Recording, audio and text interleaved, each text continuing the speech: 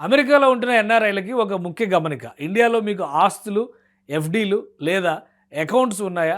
అయితే అమెరికాలో వాటికి ట్యాక్స్ ఎలా ఫైల్ చేయాలో తెలుసా?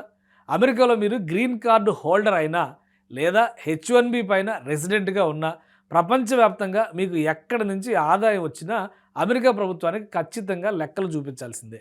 ఫిక్స్డ్ డిపాజిట్లు, పీపీఎఫ్ విషయానికి వస్తే మీ నాన్ రెసిడెన్షియల్ ఎక్స్టర్నల్ అకౌంట్స్‌కి వచ్చే వడ్డీ ఇండియాలో ట్యాక్స్ ఫ్రీ అయినా అమెరికాలో మాత్రం ట్యాక్సబుల్. అలాగే non resident ordinary account, public provident fund పైన వచ్చే వడ్డీని కూడా ఇక్కడ రిపోర్ట్ చేయాల్సిందే. Passive foreign investment company rules విషయంలో చాలామంది ఎన్ఆర్ఐలు చేసే తప్పు ఇదే.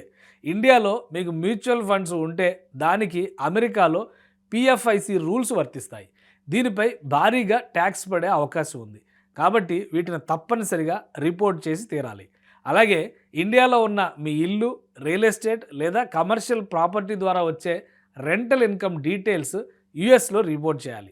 గుడ్ న్యూస్ ఏంటంటే property tax, maintenance tax, loan వడ్డీ, డిప్రిసియేషన్లను ఖర్చులుగా చూపించి ఇక్కడ ట్యాక్స్ భారం తగ్గించుకోవచ్చు. అలాగే ఇండియాలో ఇల్లు, ప్రాపర్టీ అమ్మినప్పుడు వచ్చే లాభాలపై అమెరికాలో క్యాపిటల్ గెయిన్స్ ట్యాక్స్ కట్టి తీరాలి.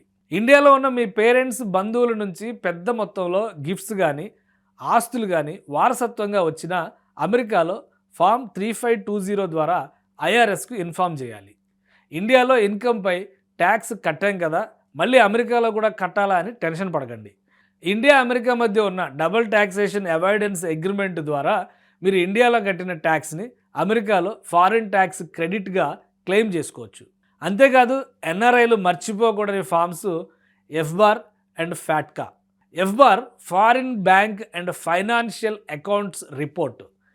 ఏదైనా ఒక సంవత్సరంలో మీ ఇండియన్ బ్యాంక్ అకౌంట్లు, ఎఫ్డీలు, షేర్లు ఇలా అన్నింటి బ్యాలెన్స్ ఎప్పుడైనా సరే $10,000 దాటితే ఏప్రిల్ 15 లోపు ఖచ్చితంగా ఎఫ్బార్ ఫైల్ చేయాలి. మర్చిపోతే కనీసం $10,000 పెనాల్టీ పడే ప్రమాదం ఉంది.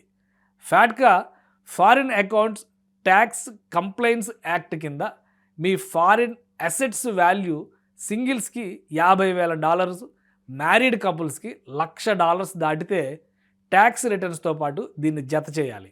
అమెరికా ట్యాక్స్ రూల్స్ చాలా స్ట్రిక్ట్. చిన్న పొరపాటు చేసినా భారీ పెనాల్టీలు పడే అవకాశం ఉంది. కాబట్టి ఇంటర్నేషనల్ ట్యాక్స్ రూల్స్ తెలిసిన క్వాలిఫైడ్ సిపిఏని సంప్రదించి ఫైల్ చేయండి.